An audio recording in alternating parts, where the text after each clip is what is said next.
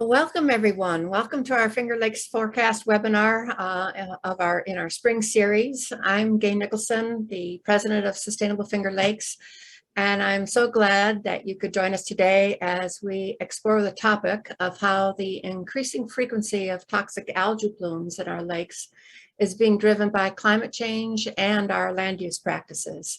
I'm joined by our outreach coordinator, Sarah Nickerson, and Ryan Kincaid, our program coordinator.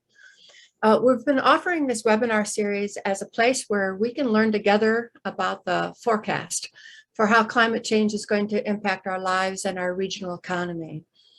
For our spring series, we've been taking a look at our food system, flood risk, and now the growing threat of harmful algae blooms, or HABs as they're known, in our lakes. Next fall, we're going to take a look at land use and renewable energy installations, public health issues, and the potential for large demographic and economic shifts as climate disruption progresses.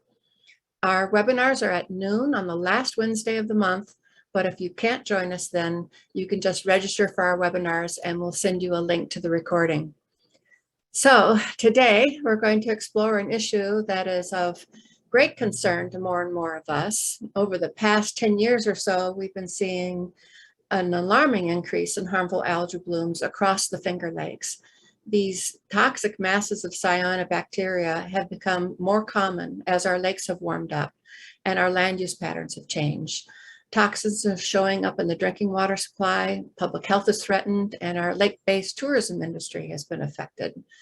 It's a really complex problem that is on the rise around the world, and we're still trying to tease apart all the factors that are involved. However, we do know that nutrient runoff from our urban and rural areas into our creeks and waterways is a prime driver of both blooms.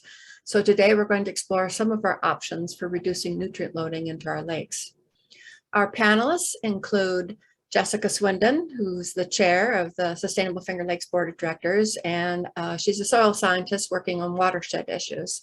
Jessica's going to give us a quick overview of the factors that have led to our repeated widespread outbreaks of harmful algae blooms. And then next we're going to hear from Hilary Lambert.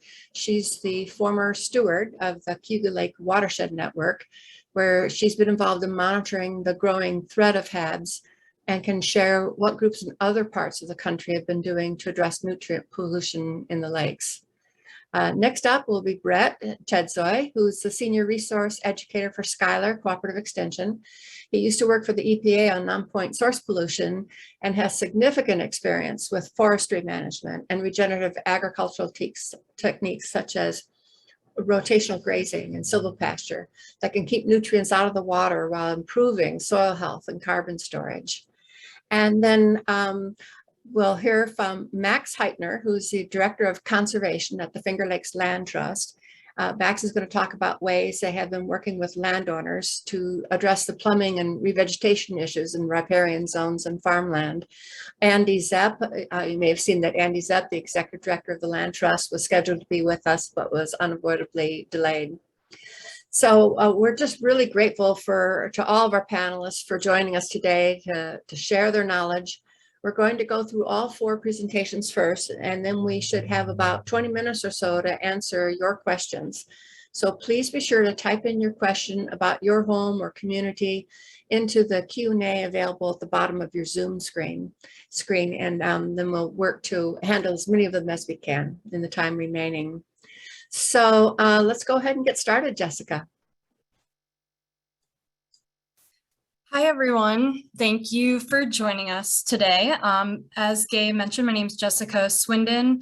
My pronouns are she, they, and I am the board president at Sustainable Finger Lakes. I have been a community member of the Finger Lakes region my whole life. However, I recently moved to Denver over a year ago, and I'm working as the water program director for Groundwork USA's Denver chapter. I'm still very connected to the land, and my family continues to live there, and I'm really excited to be with you all today. I wish I could get to know a little bit who's in the audience, but we will just jump ahead here if I can get my screen shared. All right, how's that looking? Good? Perfect. All right, so I'm just going to give a brief overview of harmful algal blooms in the Finger Lakes today. But first, I just feel that it's very important that we just take a couple of minutes to acknowledge the original caretakers of the land that we're going to be talking about today. This land was originally stewarded by at least 5 indigenous nations: the Mohawks, Oneidas, Onondagas, Cayugas, and Senecas, which as a collective group are now called the Haudenosaunee Confederacy, or people of the Longhouse. These nations continue to live in and steward the land and water that we're talking about today. I just think that it's important everyone has their own education on this topic, and we have a Google document link that we're going to put in the chat, just a couple of resources I find really trustworthy that you can read up on some of the history of this land and its original stewards. All right, now let's talk about HABs. No, we aren't talking about the Montreal Canadiens hockey team, who also call themselves the HABs. And no, we're not talking about hot air balloons. We are talking about harmful algal blooms. And we hope that you leave this webinar with an understanding of HABs and the role that you can play in helping mitigate them in your community. I don't have to tell you how unique the Finger Lakes region is. I'm sure most of you have been here or from here. It's the size of a small state, and it provides drinking water for more than 2 million people. On top of that, people come from all over the country to visit. It's like a 4-season playground, right? It's hiking, camping, fishing, snowmobiling, seeing the fall colors, visiting our wineries. There's so much value to this area. So now I just want everyone to take about 30 seconds to think about a memory that you have that connects you to this land and this water. We're really all here today because we care about this land and this water. It could be something that happened to you as a kid or something that you experienced recently, but I encourage you to just close your eyes and think for a couple seconds.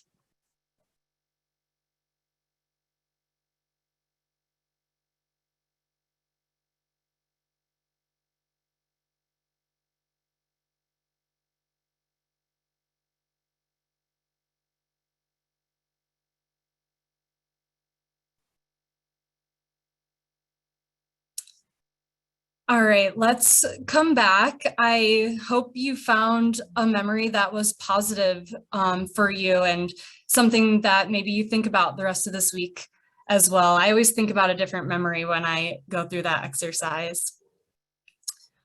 So today we are going to skip over a good deal of the science behind harmful algal blooms, because as Gay mentioned, we really want to talk about the solutions today. So we're going to skip over things like the larger ecosystem impacts and like the specific types of bacteria that cause these harmful blooms. But I very much encourage you to look up more information on this if you don't fully understand how these come to be. There's plenty of resources out there. The New York State Department of Environmental Conservation, Cayuga Watershed Network is a great resource, as well as Finger Lakes Institute. These groups have been studying and monitoring HABs for decades.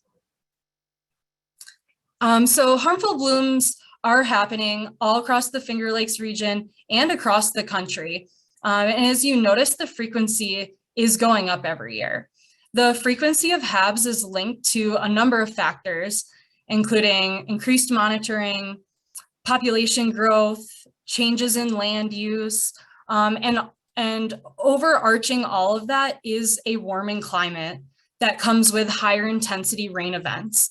These rain events are swiftly flushing whatever is on the land directly into our lakes, instead of the natural process of those what's on the surface slowly filtering its way through the soil and then eventually to the lake and into our water table.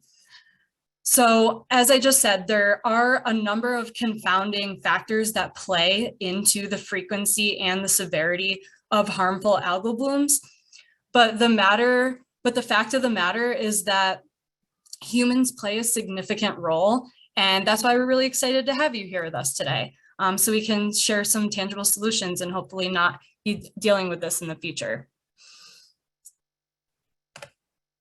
So now that you had a little bit of time to think about a connection that you have with the land and the water, it's really important to talk about what our lives would look like if we never had those opportunities or if they were taken away from us. And that's exactly what harmful algal blooms do. They take away opportunities for us to connect with the land and the water. I often think about the cost of harmful algal blooms in terms of the loss of ecosystem services, like access to drinking water, or the loss of our favorite outdoor activities, fishing, kayaking, bird watching, and ultimately long-term negative health impacts, both physical and mental. However, the cost of HABs is so great that our tax dollars won't be able to fix this problem. And there has been some state and federal government support, but often this money is hard to track and historically has not been used for community-based solutions. And by community-based solutions, I mean a solution that was designed by the community and for the whole community, not just a section of the community. So ultimately, the cost of HABs is being borne by all of us, the taxpayers. And as taxpayers, what can we do to ensure that we can access our water resources every year? I just like this image on the screen here because I always joke, like, we don't want a Toledo incident. Like, we'd never want to be that phrase, right? We don't want to have an Ithaca incident or a Cayuga County incident. Like, we just need to avoid this. So it's important to talk about, when we're talking about harmful algal blooms, it's extremely important to talk about land use. What we do on the land directly impacts our water quality. Here I have a map and also numbers of land per cover around Cayuga Lake, Seneca Lake. So these are sort of the sub watersheds that we're looking at, although the Finger Lakes region does expand a little further than what the map is showing. But the key points here is that the area surrounding all of the lakes is made up of almost 50% agriculture and about 5% urban development. Another really cool thing is we have a ton of forested area. That is pretty unique compared to other parts of the country that have similar types of industry as us. But it's important to keep these numbers in mind as we move through the rest of the presentation, because as we're presenting solutions, it's important to understand where the biggest impacts of our efforts could take place. And so in this case, it would be where the larger percentages of land cover for particular industries are, like agriculture.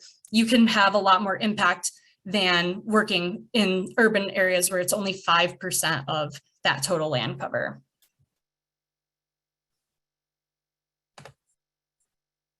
I just had one more thing I wanted to say on this slide, I guess. I do want to point out too that urban development is increasing all across the country and especially in the Finger Lakes region. That means that there'll be more people who need drinking water, more people who want to use our parks, and ultimately more people to sustain or feed. And so our area is well known for our great agriculture, and yeah, just want to point out that, you know, these issues are not going away anytime soon. There's going to be increased development and increased need for agricultural land. So I'm going to focus on sort of the urban land use issues and the rural land use issues to finish up my topics, or to finish up my presentation. And I want to point out, I'm going to do a kind of quick overview of this because our other speakers are going to get more in depth on some of this, and we can always circle back and answer questions at the end. But I just want to point out a couple of the top urban land use issues.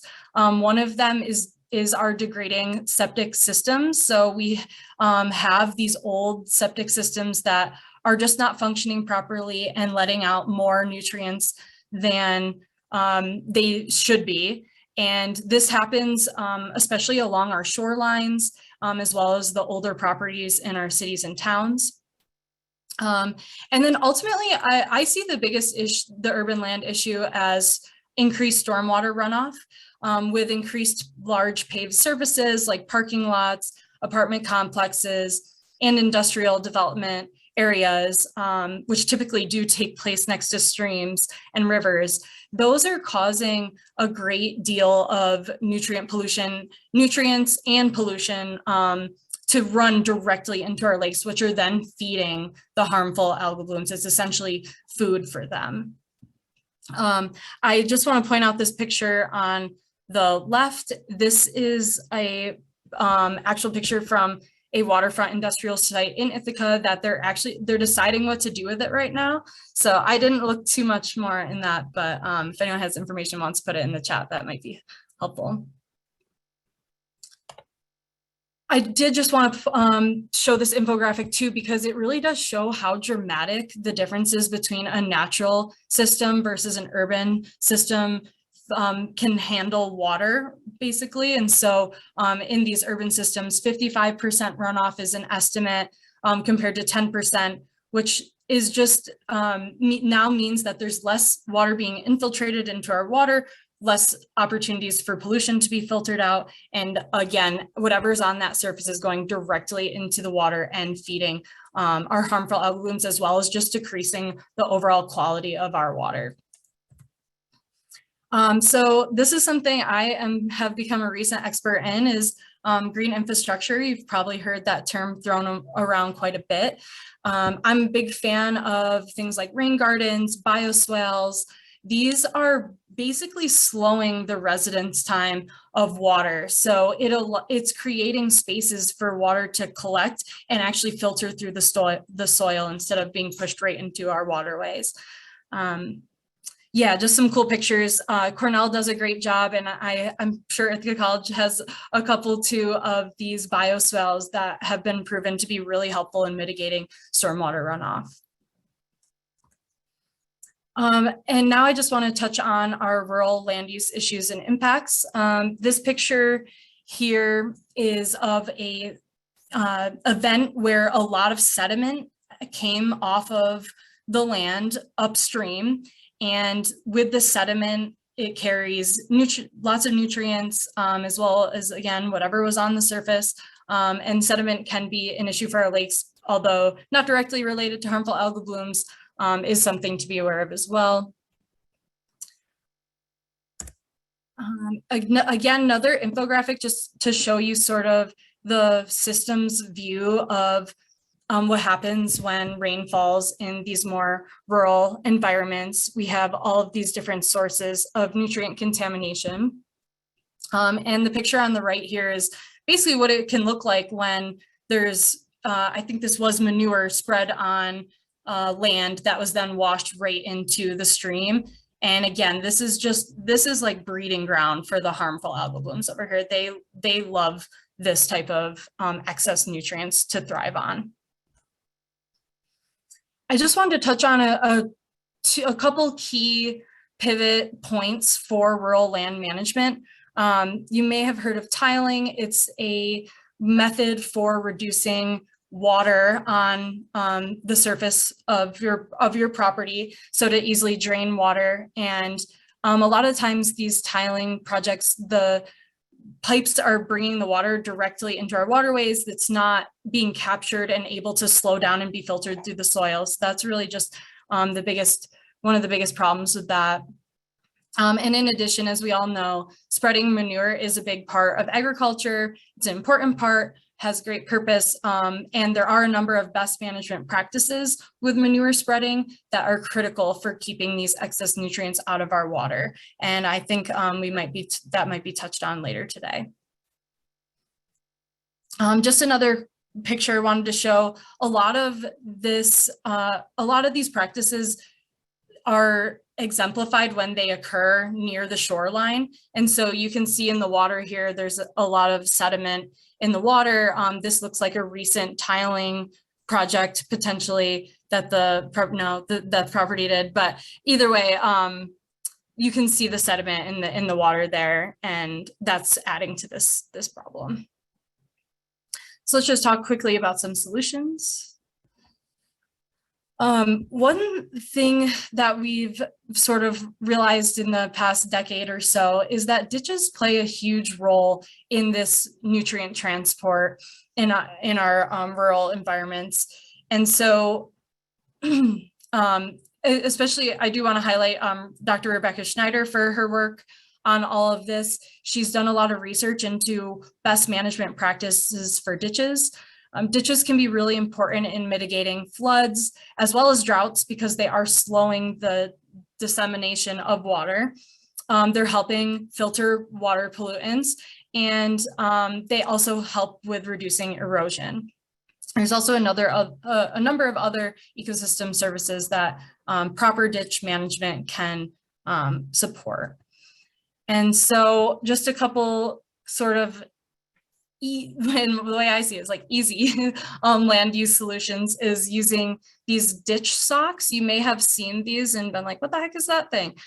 Basically, it's just like creating these little mini dams where we're slowing down the water just enough. And by doing that, we're allowing the sediment and some pollutants to settle out of the flowing water, and then the clean water can filter through these socks and pass into our rivers and streams while the sediment and pollution stays in that one place. As well as, I'm sure we've all heard this before, keeping our riparian zones is healthy is really important. And so this is just a good picture on the right of sort of what a healthy riparian zone can look like. The last thing I did want to touch on in regards to this is one of the best management practices for ditches, a U-shaped ditch versus a V-shaped ditch. It seems so simple, right? It's all you have to do is create more of a cup shape than a V shape, and the water reacts completely differently. We're able to filter out those nutrients before they enter our waterways. So this is my last slide. I just wanted to end with a couple key takeaways.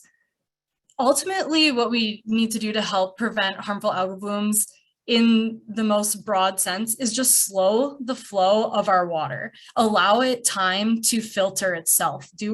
Allow the land to do what it's naturally designed to do. And at the same time, we do need to consider the amount of nutrients that we're spreading on our rural lands, as well as the pollutants we're using in our urban environments. That does play a large role. And then the last thing I want to say is community-based solutions are the only way to accomplish this goal. If we're putting money and effort into one piece of this system, we've seen that it doesn't work. So we need solutions that are created by the entire community. Every voice in the community is heard, and keep on with that as a good method. But I will end it there. Thank you all. Thanks, Jessica. And now next up is Hilary, and I'm going to do her slides for her.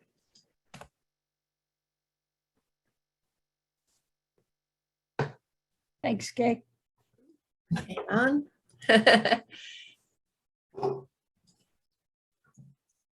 Got him? Yep. Hi, I'm Hilary Lambert. Until recently, I was executive director of the Cayuga Lake Watershed Network. In early 2019, I attended a national meeting convened to discuss causes and solutions regarding harmful algal blooms. And I want to share with you the perspective and tools from that experience. Next slide. As background, starting in 2017, the Cayuga Lake Watershed Network has been partnering with Ithaca's Community Science Institute in carrying out annual monitoring and public reporting of harmful algal blooms on Cayuga Lake, thanks to trained volunteers. And thanks to the Park Foundation, I attended this national meeting in Racine, Wisconsin, to get the big picture and report back to Finger Lakes groups. So this slide provides you with some examples of the around 80 scientists, national groups, and tribal entities present at that meeting. Information and tools have been shared by all these groups since, albeit slowed due to the COVID pandemic. And following is a quick review of available national information. Next slide. As Jessica just showed us, nutrient overloading from land use practices in rural and urban areas is a huge contributing factor in the outbreak of toxic blooms. The national point to add here is that US EPA states, based on a recent survey, that nutrient pollution in the US is a problem in more than 1/3 of our lakes and about half of all rivers and streams. Okay, next slide, please. That's Lake Erie in bloom on the left, and on the right is Cayuga Lake's own HABs volunteer, Bill Ebert, sampling a harmful algal bloom off his dock at Canoga Shores, Seneca Falls. Photo by Tom Casella. So let's look at indicators of the national HABs picture and briefly at a case study, the Toledo, Ohio example that Jessica mentioned, and the Maumee River that supplies that city with its water. Next slide, please. The Natural Resources Defense Council, NRDC, provides a nationwide view of HABs data at their website from 2008 to 2020. There's an interactive HABs map at their website, and I'm not going to take you there. You're going to have to go there yourself. And it allows you to click on each state, ascertain the accessibility of HABs info, the state's response process, the data, types of data collected and uses put, and the public outreach provided. For example, New York State is rated as good for info access, response, and data collected and used, and excellent for public outreach. I invite you to look at this map. It's clickable. You can look at each state and look at reports of toxic outbreaks and over the years, and get a sense of where the states are at. There is no overarching national effort to do this. So NRDC's providing this map is really great. So also at the NRDC website, they have a number of other info sources. If you could go to the next slide, Gay. Including climate change's role in aggravating harmful algal blooms. So this map is notable in that it displays the outbreaks of human illnesses associated with HABs exposure. And it's particularly focused on both freshwater and saltwater toxic issues, including paralytic shellfish poisoning. These are the various colors there. Neurotoxic shellfish poisoning, amnesiac shellfish poisoning, and diarrheic shellfish poisoning. So this list includes human health problems in both fresh and salt water. And the dots on the states represent cyanoHABs and golden algae. The latter is not an issue hereabout. I really recommend having a look at that map in detail at the website. We're sending you links to these places after the talk. Next slide, please. Closer to home, New York State Harmful Algal Blooms Observers watch Lake Erie each summer as a regional indicator of bloom intensity and toxicity. And for the past decade, the southwest corner of the lake has been especially hard hit. And in August of 2014, the city of Toledo's public water supply was contaminated by HABs from its main supply, the Maumee River. Over 400,000 people went without water for 3 days, a major hardship for the urban population. The road to recovery since has been rocky and costly to fix. This example pinpoints the social justice aspect of obtaining clean water that is now starting to be discussed. Let's look more closely at what was going on in the Maumee River watershed. Next slide, please. So the Environmental Law and Policy Center, ELPC, located in Chicago, is the regional source for HABs issues in the American Midwest. They carried out an innovative investigation of the recent rise from 2005 to 2018 of small CAFOs, concentrated animal feeding operations, in the Maumee watershed. You see that blob on the right, that's all of the little streams that make up the Maumee watershed draining through Toledo to Lake Erie in the southwest corner of that lake. And they found in their study that the number of farms rose during this period from 545 to 775. The number of cows, chickens, and hogs more than doubled. And the amount of manure produced and applied to the land ripe for runoff rose from 3.9 to 5.5 million tons per year. The green dots on the map are the animal feeding operations present in 05. The orange are the AFOs added during 05 to 2018. So the overall impact, too much manure runoff for the Maumee watershed to handle, with grave pollution impacts to the Toledo and other cities' water supplies downstream and to Lake Erie. So next slide, please. 2 weeks ago, I contacted Joe Ryan, who's the head of the Freshwater Future, Inc., a guiding light organization for Great Lakes water protection, for an update on the Toledo situation. And her reply is provided here, and I will summarize. Toledo's water supply is safer today because of costly protective upgrades to be able to remove the toxins at the treatment plant. The factory farms, however, the CAFOs, have not yet been regulated. However, next slide, please.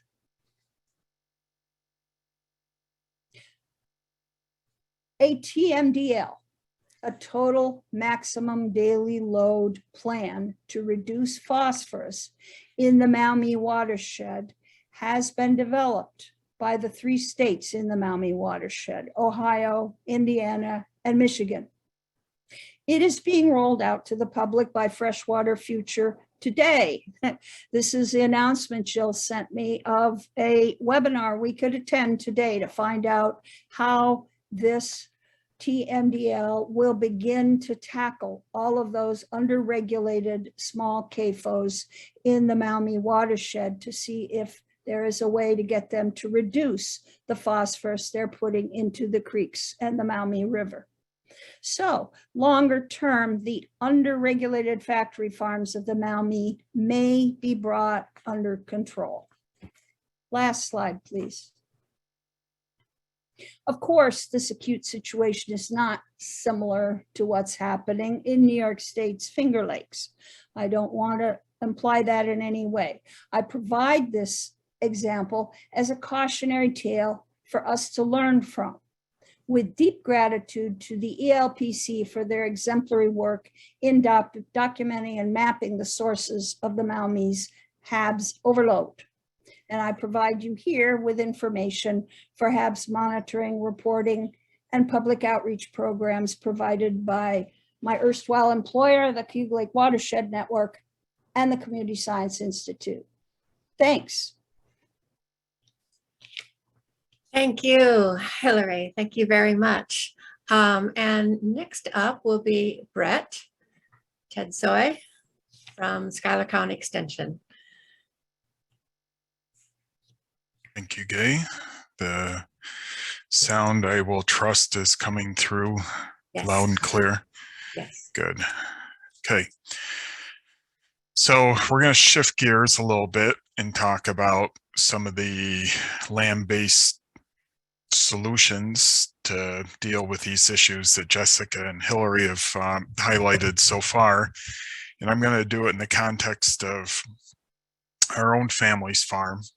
First, though, As a bit of background, I work regionally as an extension forester, and because of my personal experience as a livestock farmer and grazer, I also do a variety of ag education for Cornell Cooperative Extension. Today I'm going to talk about two of the favorite things that we do on our farm, but to put it into context first, our farm it's a 500-acre grazing farm. We additionally raise about 400 acres of hay ground. Most of that is leased from neighbors. Our farm has over a mile of frontage on the Watkins Glen State Park, which, as all of you, I think, well know, is one of our most important state parks. In fact, I've been told it's the second most visited in New York after Niagara Falls. This is a somewhat dated picture here of my gang plus a niece from Argentina on our annual Christmas morning walk around the farm and enjoying one of our favorite views overlooking Glen Creek that runs through the state park gorge. So we feel very special to have basically be neighbors on this really high value watershed. We're just a couple miles upstream from Cayuga Lake, and we don't want to be the farm that's putting a lot of nutrients. We don't want to be the farm that's putting any nutrients into this watershed. So everything we do on our farm is really focused on trying to keep the manure and the nutrients from hay up on the farm where it's doing us some good, not downstream in Cayuga Lake. So the first strategy that I'm going to talk about here very briefly is silvopasturing. We use silvopasturing extensively on our farm. We have about half of the acreage that we currently graze in silvopasturing. And if you're not familiar with that term, silvopasturing is just basically raising quality functional trees together with productive pastures. And then we have these herbivores in the mix, which makes it a bit different and unique from other agroforestry systems. And these different resources or different parts of the silvopasture all working together in a synergistic and symbiotic fashion. That's a pile of locust fence posts there that we've harvested from our own locust and other mixed species plantations. And, we've harvested many tens of thousands of dollars of homegrown fence posts over the years instead of having to haul them halfway across the country as treated southern yellow pine. I would assume many of you have heard of this book that has brought some more notoriety to silvopasturing in the past several years, Drawdown, and silvopasturing was considered the top land-based approach to capturing and storing more carbon. I was really grateful when this book came out because nobody knew what silvopasturing was, and now it seems like everybody knows what silvopasturing is thanks to the prominence in Drawdown. And even though there's clearly a lot of so-called ecosystem services and environmental benefits from silvopasturing, there's another long list of reasons why we love doing it on our farm. And you may have noticed those couple excerpts there and read about greater resilience. Well, farming today is all about keeping ahead of the changes. And there's, we can talk about changes in terms of markets and rising costs and regulations and all that. But really the one that I think keeps most farmers on the edge of their seats is changes in the weather. And this is just one example here of how I think silvopasturing is golden for our farm. This is a picture taken about a week apart. Two areas basically are treeless pastures, and 100 yards away, some of our silvopastures in early July of 2012, which was a summer drought year. And if you haven't been paying attention lately, we're in that same summer drought weather pattern now. So our silvopastures are really going to be what helps carry us through. And so silvopasturing for us is, much more about than just spreading out the impact across our farm and the environmental benefits of it. Some of these other benefits include just enhanced animal welfare and nutrition, and then the ability to use a livestock workforce to better manage invasive vegetation and also better use our farm assets. So the second big strategy that we use to keep the water clean is, I'll refer to it collectively as outwintering. And outwintering is made up of a number of different practices. The biggest one for us is bale grazing. New York is going to be participating in a 5-year project now with 5 other states to look at the benefits of keeping animals out eating their stored winter feeds on pasture versus putting them in muddy barnyards or confining them in these more CAFO type situations that Hilary referred to. And we've been doing this for almost 20 years on our farm. We love it. We think the animals love it. You know, all livestock is different, but in the case of beef cattle, which is our main focus, they have built-in anaerobic digesters. And if their bellies are full of good hay, they can keep themselves warm. If we have the big winter storm coming, we move them into our living barn areas. These are coniferous plantations that we've grown and cultivated over the years, spruce and pine and fir, to give them a little respite from the cold doesn't affect them. It's really just the driving, pelting snow in their faces that they want to get out of. And then of course it all starts with keeping animals out grazing for as long as possible instead of just locking them down, feeding them hay because we did a poor job of rotational grazing. And that bottom picture there is one that I wanted to share because all those little white spots and the little white squiggly lines, that's where this is a photo taken probably right after spring green up. And you can see all the spots where hay was fed around our farm that winter, and not just in 1 or 2 spots, but basically across the entire farm. And if you don't think that really makes a difference, this is a picture here after at the end of the first growing season that we started bale grazing, and all those dark green spots where the grass is much healthier looking and basically twice as tall and twice as productive, that's where a bale was fed. And a lot of that significant green up isn't even really from the manure and the urine, it's really just from the nutrients that were in the hay itself. Hay has a very significant amount of macronutrients. So if I've piqued your interest a little bit in seeing these different things in practice, we are doing a 2-day silvopasture tour in mid-September here in the Watkins Glen, Corning, Bath area. We'll be seeing the highlights on several different farms, and the basic information is already up on one of our silvopasturing resource sites. It's the silvopasture.ning.com forum. And I'll be putting the registration information, the full agenda up over the weekend. I have to use holiday weekends to catch up on all these important things. So that is all for now. And by the way, you don't have to be a farmer. You don't have to be a conservation expert to come to our silvopasture tour. This is really just networking and hanging out with fun people that all think silvopasturing is cool. So.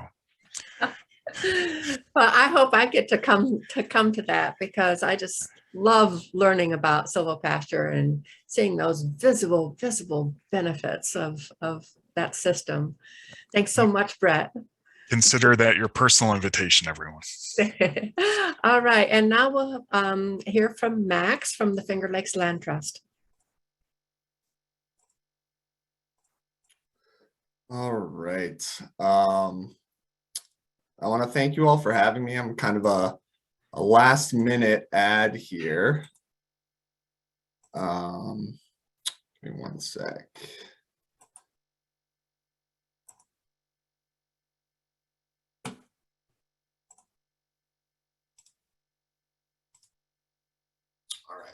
So Andy Zepp, the executive director for the Land Trust, couldn't be here today, so I'm filling in. My name is Max Heitner. I'm the director of conservation with the Finger Lakes Land Trust. I lead our land acquisition efforts for the organization, and happy to discuss our role and how we work in kind of the world of land use and harmful algal blooms. So to start, this is an issue that is tied to global climate change, and it's an issue that is very connected to a few elements. Number one is in our region, we are seeing more rainfall than we've ever seen before in recent times. New York State is getting more rain, and with that rain, there are some consequences. Not only are we getting more rain, but the type of rain events we're getting are different. So whereas in decades past, there were more events of smaller volumes of precipitation that had more time to infiltrate into soil, we are seeing larger rain events that lead to more surface flow and lead to greater stormwater runoff into our water system in the Finger Lakes. And so what does that lead to? It leads to erosion, it leads to sedimentation and great plumes of sedimentation like you see in this photo. You can see it from the sky, and you can see it from space. When you see the great amount of sedimentation that makes its way into our Finger Lakes in the region.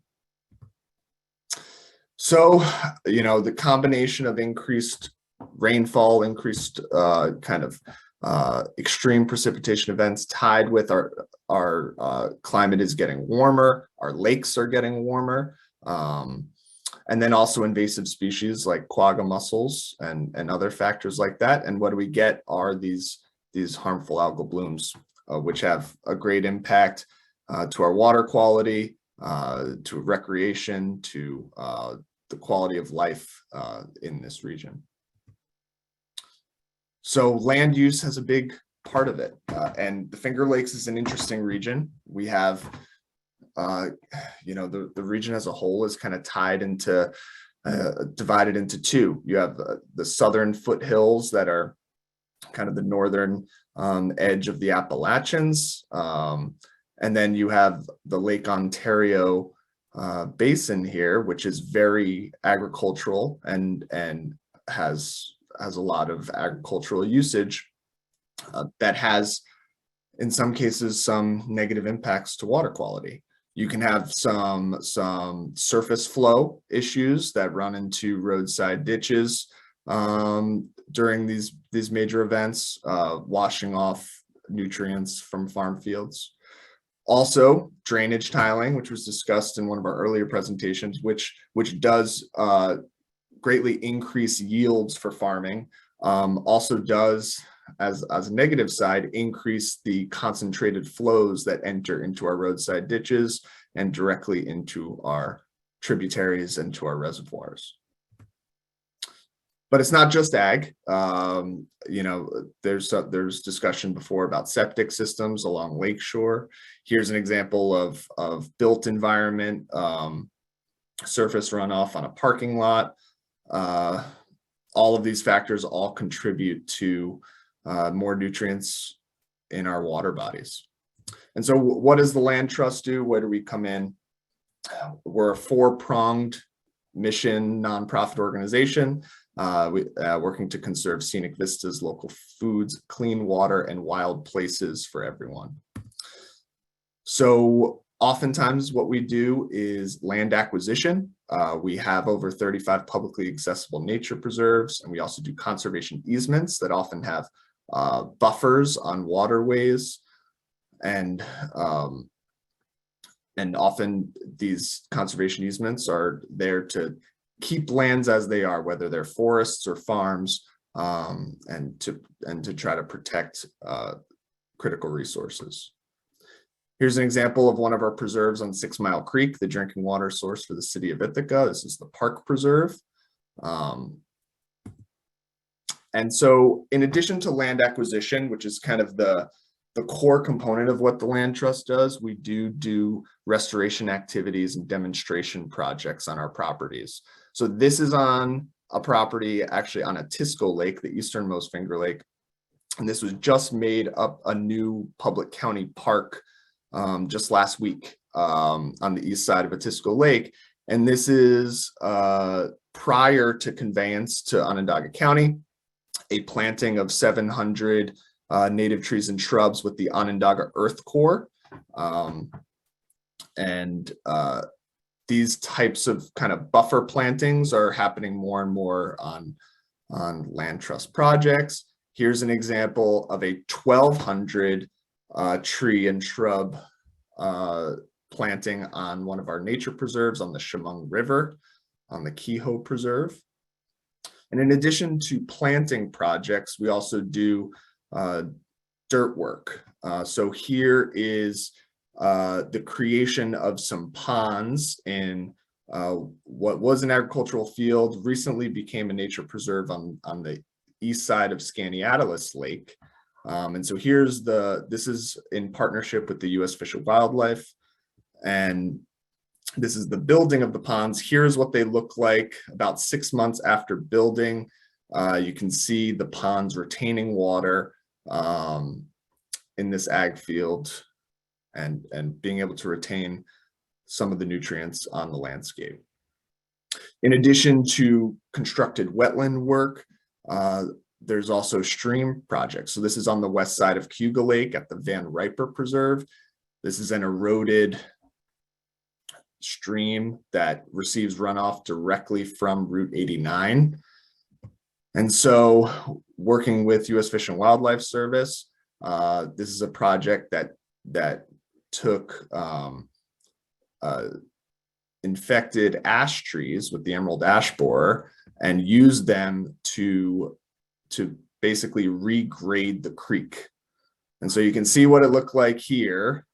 Here it is in process using stones and stumps. And here's what it looked like at the end of the dirt work. And you can see here's a bunch of land trust staff working on planting elements. And this is one we'll probably be doing, some public demonstration with maybe late summer, early fall, once some of these plantings are coming in for this specific project. And all this is, with the hopes of trying to maintain the great, Cayuga Lake quality that we have in the Finger Lakes as a whole. And so that's it for me, and I'll be happy to answer any questions with the rest of our panelists. Thank you very much. Thank you, Max. I really appreciate that. You're a good pinch hitter for having to jump in there. So this is just the beginning of, our collective learning around this complex problem. But and I see we have a number of questions in the chat as well as in the Q&A. So let's get that started. Ryan, can you share with the panelists what's been coming in? Sure. Yeah. So there have been a lot of questions about the practical implementation of some of the ideas that Brett was talking about. So I think I'll start maybe with a couple of those questions and then we'll jump into something else.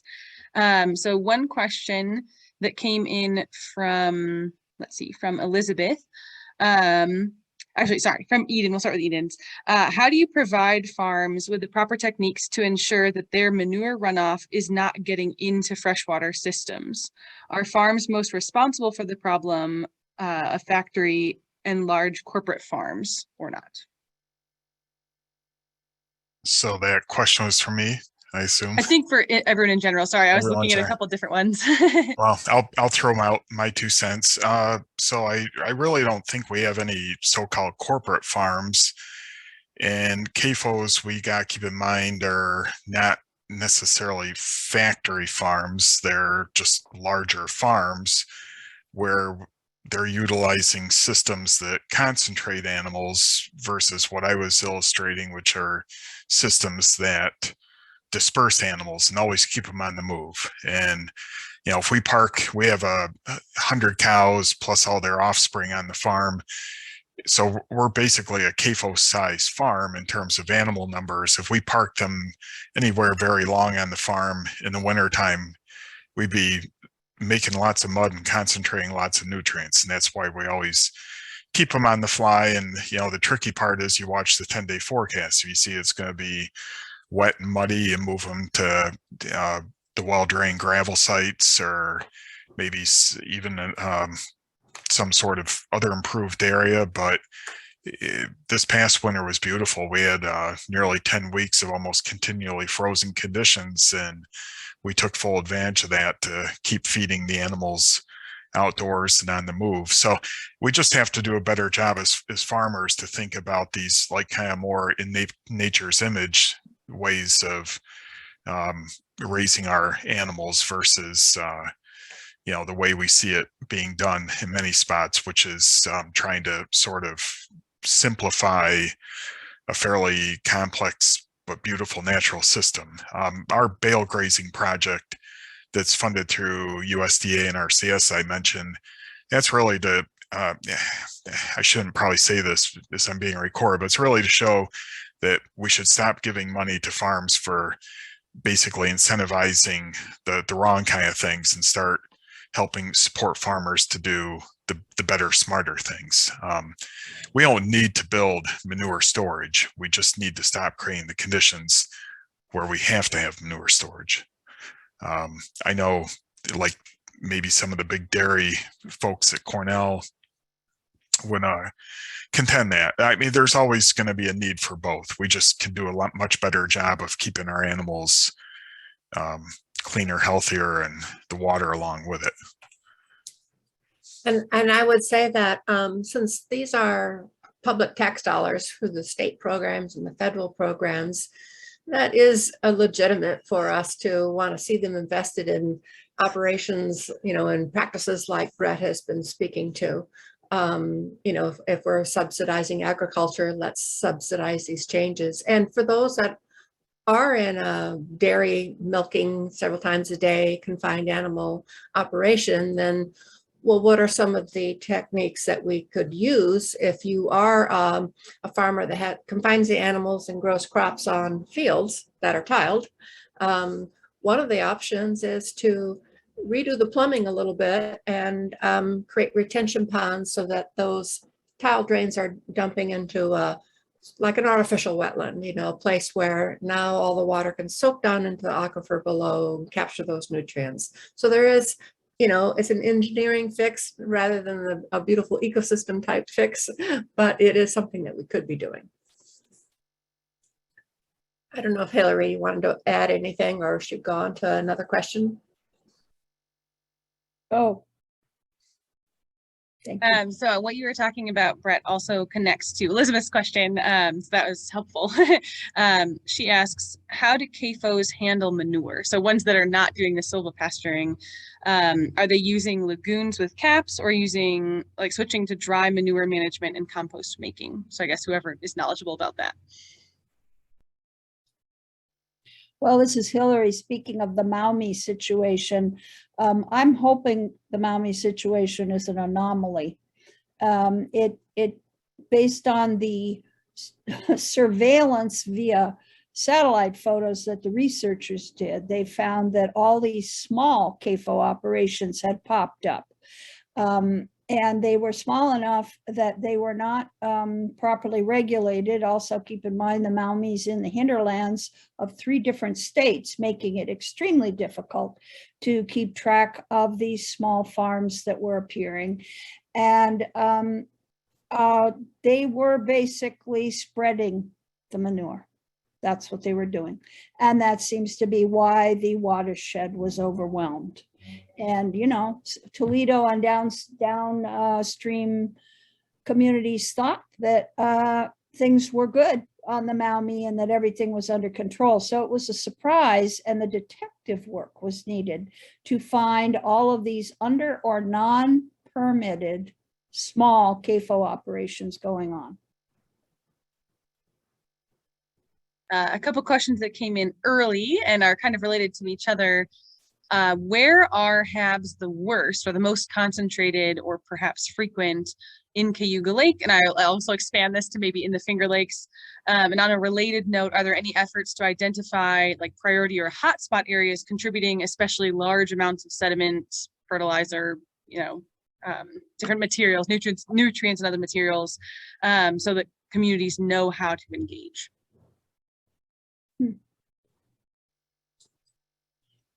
Well,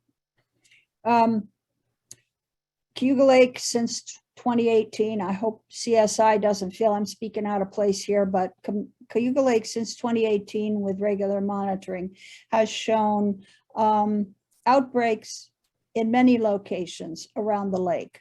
It appears that from data to date that later in the season, there are a higher number of more toxic outbreaks, and those tend to show up more in the northern half of the lake, the Seneca and Cayuga County shorelines. Another question came in from Chris.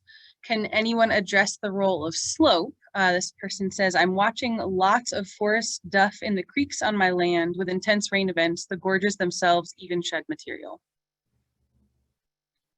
I think that's a good thing to bring up. I think what, especially as you talk about gorges, that brings up the importance of our hemlock trees and the work that Cornell's doing with the hemlock initiative and the impact of the hemlock woolly adalgid, because hemlock trees really play a key role on steep slopes in keeping soil stable and keeping further erosion from happening, and keeping our creeks cool for species like brook trout, all sorts of impacts that those hemlocks have. And in general, when you have steeper slopes, you are likelier to have a greater erosion potential into your tribs.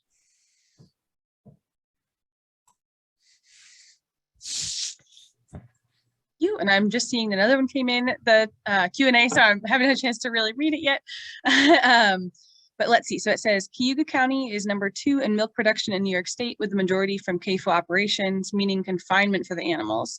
We also know that every study of Cayuga and Owasco lakes, at least, indicate that ag contributes around 70% of nutrient load. Containment is an option, but with the increase of large rain events, the potential of wash from any containment area increases. Should we advocate long-term for a change in product, i.e. stop incentivizing milk-insensitive areas like the Finger Lakes, and incentivize other products that might work better for reduction of runoff?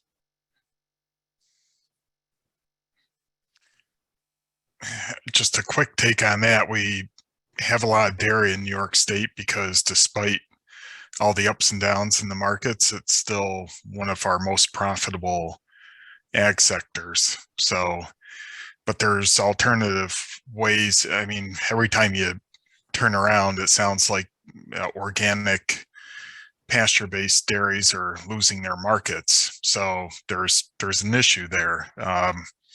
We need to, I mean, a lot of it is just market driven. So if we have markets for, say, grass-fed milk and perhaps other certifications or labels that would encourage farmers to get more for their product by farming in the ways that we would like to see to protect the watershed, then the farmers will respond. But why do we have such large dairy farms in the area? It's because it's the model we forced on them to stay in business. So That's very true. We keep hoping for the pendulum to swing back in another direction. I want to remind everybody that New York State used to be a huge leader in vegetable production and still has a significant fruit and orchard production. And of course, we have wineries. And our first webinar on food security and climate change, we had several farmers with us, and they were talking about yes, lots of threats and trying to adapt, but also, oh, now I have room for 2 crops in one season, and more options are opening up. And what we all need to do as the consumers is support that those more beneficial products that are better suited to our ecosystem and the changing climate with our food choices. That's part of it, as well as educating people about what to buy. It's hard to hear that organic dairy products are suffering in the marketplace these days. I'd hope that we would all have been expanding that marketplace. But I do think there is a larger conversation going on around food security and how our tax dollars are spent. So I'm hopeful that if we can continue to have these kinds of conversations and, start figuring out how to pilot ourselves through all these changes, that maybe we'll, be able to overcome some of these economic systems that are driving these pollution problems. What else do we have, Ryan? Yeah, it looks like a couple more questions just came in. One is from Jordan. Is Cornell's lake source cooling impacting the number of algal blooms that we're seeing in the lake? I believe the study showed no, that it wasn't. Nope. Thank you. There are a lot of questions over in the chat where people are putting. I know, I'm trying to go back and forth. So another one came through from Bill. It says, I see more and more wet areas that used to catch runoff tiled and put into production. What about tax breaks to restore these areas? For the larger farms, not just dairies, but row crop farms, unfortunately, if they can't crop it, the land's not useful to them. So it's not just about incentives or tax breaks. It would require either buying them out or a long-term buffer, but it's complicated. I think everybody here understands that, but and of course, not tiling that land, the land is also marginally useful to those farms. It's not that all land is tiled, but a lot of land is tiled, and that's just one of many factors that's aggravating the issue. And the tiling has continued apace. It's not like it was done a long time ago. It's constantly we see it being installed all the time up in Cayuga County.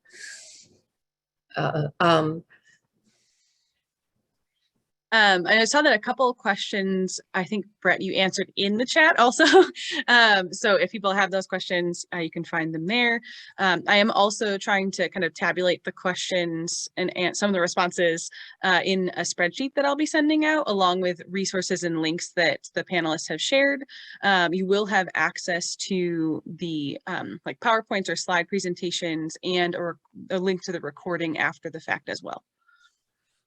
One more thought on what we were just talking about. I was the executive director of the Finger Lakes Land Trust back in the 90s, and we were often in the business of purchasing the development rights and putting a conservation easement on farmlands to control what kinds of practices.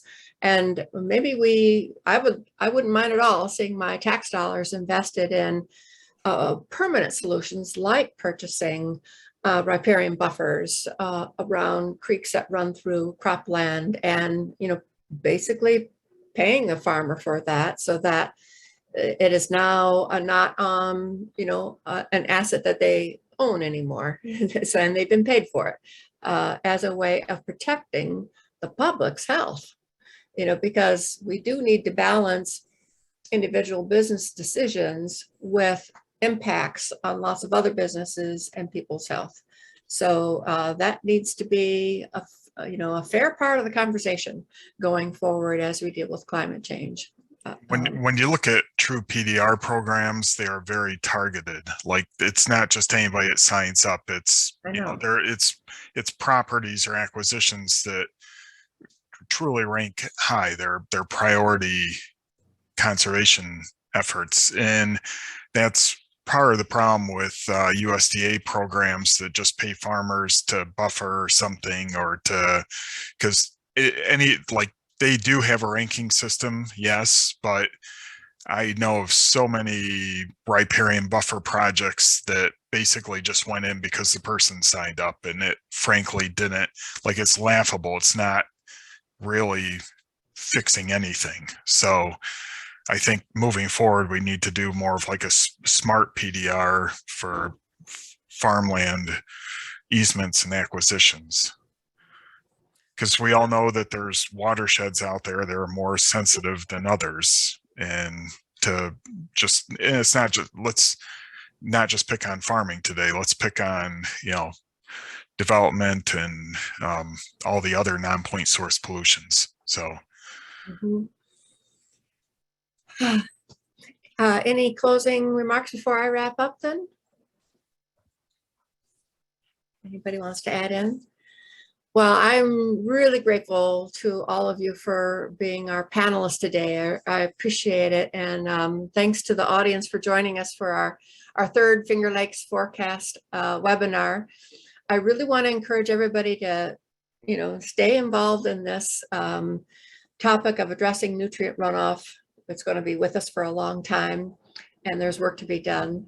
And obviously, we should all start with making sure we aren't being part of the problem in our own homes. We want to remind people that could be looking at your cleaning supply choices, phosphate-free soaps and detergents, washing with full loads, keep the pet waste out of our storm drains and waterways, septic system surveillance, making sure you're pumping out on a regular basis, and that especially if you live anywhere close to a stream or shoreline, washing your car out on the, where's that wastewater going? Where's that stormwater running off into?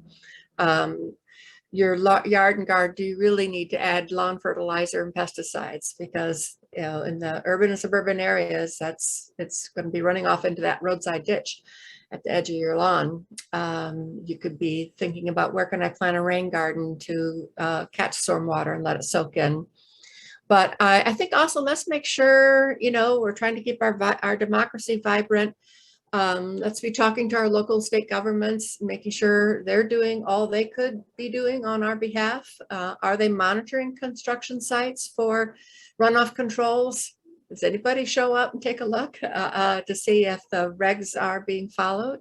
Does your planning board think about stormwater runoff when looking to approve new developments? Where's that water going to be headed? Is there a plan for slowing it down? Are your highway departments doing the right kind of ditch management to slow down and spread out floodwaters? Capture those nutrients before they reach the creeks and lakes. Go ahead and feel free to, call up your highway superintendent and ask, how have you changed your ditch management practices in the face of this HABs problem? And when somebody's running for highway superintendent, ask them that at the candidate forum, just to get it on the table, right?